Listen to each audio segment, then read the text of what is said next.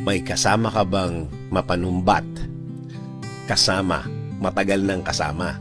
Taong walang alam sabihin kundi ang mga bagay na ginawa niya before at mga ginagawa niya today. Mga bagay na nahirapan daw siya at nagamit at napakinabangan mo daw till now. Mga taong mapanumbat, mga taong nagsakripisyo noon at ngayon ay parang naniningil na.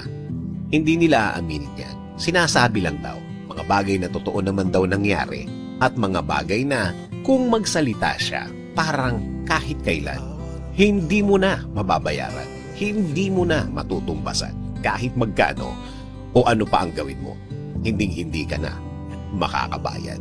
Mga pagkakataong kapag nagbigay ka, kitang-kita mo sa mukha niya ang panunumbat.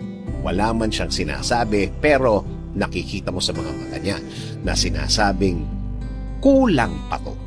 Kulang pa to. Ang mga ganyang utang na loob ang napakahirap bayaran. Napakahirap tapatan. Makapagbigay ka man, ine-expect na may kasunod pa. Dapat hindi nagpuputol. As in, wala kang karapatang magreklamo. Dahil lubog ka sa utang na loob.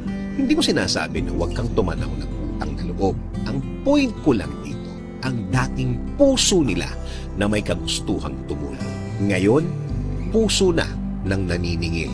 Puso na ng parang negosyante na naghahanap na ng tubo sa investment na inilagay niya. Ang taong tinulungan dati na akala bukal sa loob, nag-iiba tuloy ang tingin sa taong tumulong. Ang inaakala niya mabait at laging willing mag-extend ng support, ngayon napalitan na ng tingin sa kanya ang taong tinulungan niya. Utang na loob.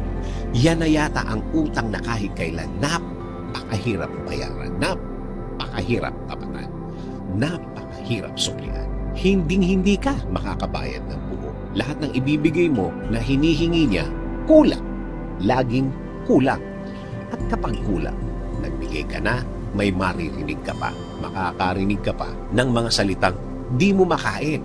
Ika nga ang sakit sa dibdib, ang sakit sa kalooban.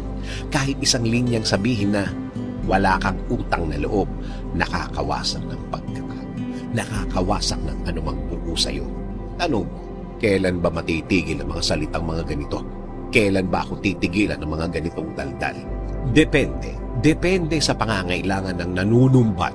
Depende kung magkano niya pinipresyohan ang mga binigay niya dati. Magkano ba ang tulong niya dati? Tandaan natin, kapag tumulong tayo, lalo na kapag bukas sa loob natin, makakabayad lang ang tinulungan natin sa atin kung tutulong din siya sa iba. Dahil alam niya, nakita niya ang pakiramdam ng wala.